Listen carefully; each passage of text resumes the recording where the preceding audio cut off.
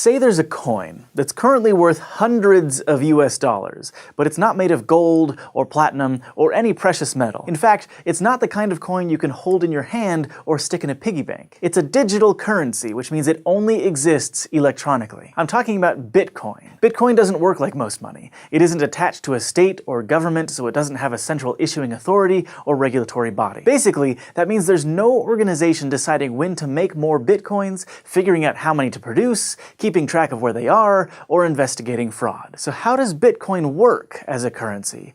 Or have any value at all? Well, Bitcoin wouldn't exist without a whole network of people and a little thing called cryptography. In fact, it's sometimes described as the world's first cryptocurrency, and here's how it works. Bitcoin is a fully digital currency, and you can exchange Bitcoins between computers in a worldwide peer-to-peer network. The whole point of most peer-to-peer networks is sharing stuff, like letting people make copies of super legal music or movies to download. If Bitcoin is a digital currency, what's stopping you from making a bunch of counterfeit copies and becoming fabulously wealthy? Well, unlike an MP3 or a video file, a Bitcoin isn't a string of data that can be duplicated. A Bitcoin is actually an entry on a huge global ledger called the blockchain, for reasons we'll get to in a minute. The blockchain records every Bitcoin transaction that has ever happened, and as of late 2016, the complete ledger is about 107 gigabytes of data. So when you send someone Bitcoins, it's not like you're sending them a bunch of files. Instead, you're basically writing the exchange down on that big ledger, something like Michael sends Hank 5 Bitcoins. Now, maybe you're thinking, but wait, you said that Bitcoin doesn't have a central authority to keep track of everything. Even though the blockchain is a central record, there's no official group of people who update the ledger and keep track of everybody's money like a bank does.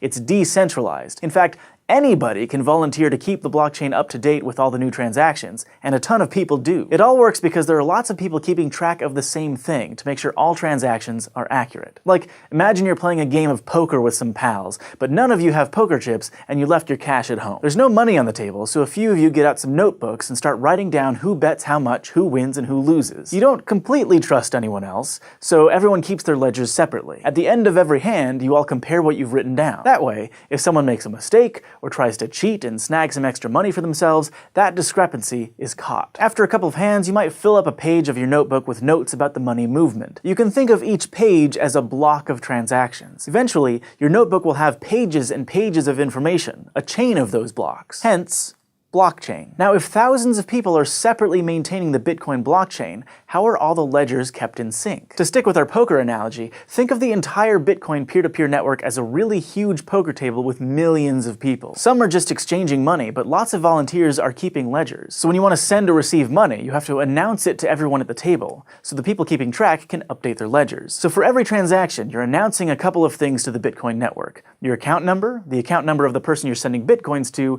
and how many Bitcoins you want to send. And all of the users who are keeping copies of the blockchain will add your transaction to the current block. Having a bunch of people keep track of transactions seems like a pretty good security measure. But if all it takes to send Bitcoins is a couple of account numbers, that seems like it might be a security problem. It's a huge problem with regular money. Just think of all the ways criminals try to steal other people's credit card information. And with Bitcoin, there's no central bank to notice anything weird going on to shut down fraud, like if it looked like suddenly you spent your entire life savings on beef jerky. So what's stopping Hank from pretending he's me and just sending himself all of my Bitcoins? Bitcoins are kept pretty safe thanks to cryptography, which is why it's considered a cryptocurrency. Specifically, Bitcoin stays secure because of keys, which are basically chunks of information that can be used to make mathematical guarantees about messages, like, hey, this is really from me. When you create an account on the Bitcoin network, which you might have heard called a wallet, that account is linked to two unique keys, a private key and a public key. In this case, the private key can take some data and basically mark it, also known as signing it, so that other people can verify those signatures later if they want. So let's say I want to send a message to the network that says, Michael sends 3 Bitcoins to Olivia. I sign that message using my private key, which only I have access to and nobody else can replicate. Then I send that signed message out to the Bitcoin network, and everyone can use my public key to make sure my signature checks out. That way, everyone keeping track of all the Bitcoin trading knows to add my transaction to their copy of the blockchain. In other words, if the public key works, that's proof that the message was signed by my private key and is something I wanted to send. Unlike a handwritten signature or a credit card number, this proof of identity isn't something that can be faked by a scam artist. The who part of each transaction is obviously important to make sure the right people are swapping Bitcoins, but the when matters as well. If you had $1,000 in your bank account, for example, and tried to buy two things for $1,000 each, the bank would honor the first purchase and deny the second one. If the bank didn't do that, you'd be able to spend the same money multiple times, which might sound awesome, but it's also terrible. A financial system can't work like that because no one would get paid. So if I only have enough money to pay Olivia or Hank, but I try to pay them both, there's a check built into the Bitcoin system. Both the Bitcoin network and your wallet automatically check your previous transactions to make sure you have enough Bitcoins to send in the first place. But there's another problem that might happen with timing. Because lots of people are keeping copies of the blockchain all over the world, network delays means that you won't always receive the transaction requests in the same order. So now you've got a bunch of people with a bunch of slightly different blocks to pick from, but none of them are necessarily wrong. Okay, Bitcoin, how do you solve that problem? It turns out it's by actually solving problems. Math problems. To add a block of transactions to the chain, each person maintaining a ledger has to solve a special kind of math problem created by a cryptographic hash function. A hash function is an algorithm that takes an input of any size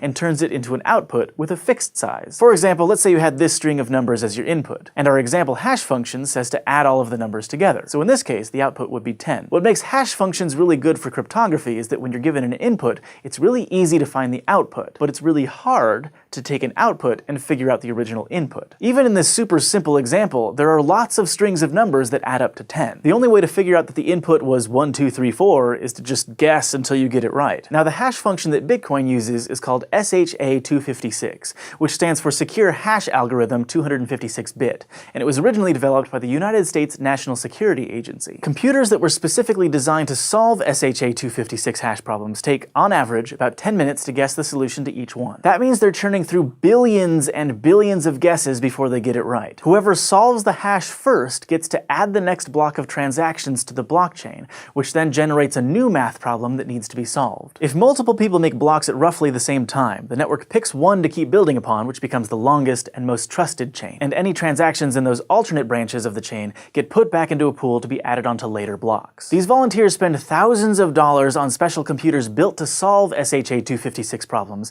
and run their electricity bills up sky high to keep those machines running. But why? What do they get out of maintaining the blockchain? Is it just community service? Well, Bitcoin actually has a built-in system to reward them. Today, every time you win the race to add a block to the blockchain, 12.5 new Bitcoins are created out of thin air and awarded to your account. In fact, you might know the Bitcoin ledger keepers by another name: miners. That's because keeping the blockchain updated is like swinging a proverbial pickaxe at those hash problems, hoping to strike it rich. When Bitcoins were first created in 2009, they didn't really have any perceived value. Tens of Bitcoins would have been worth the same as a bunch of pennies. As of November 10th, 2016, though, one Bitcoin is worth $708, so 12.5 Bitcoins are worth $8,850. That's a nice chunk of change. Every single Bitcoin that exists was created to reward a Bitcoin miner. Besides the big payout when they add a new block of transactions, miners are also essentially tipped a very small amount for each transaction they add to the ledger. It's also worth noting that every 210,000 blocks, the number of coins generated when a new block is added goes down by half. So what started as a reward of 50 Bitcoins decreased to 25,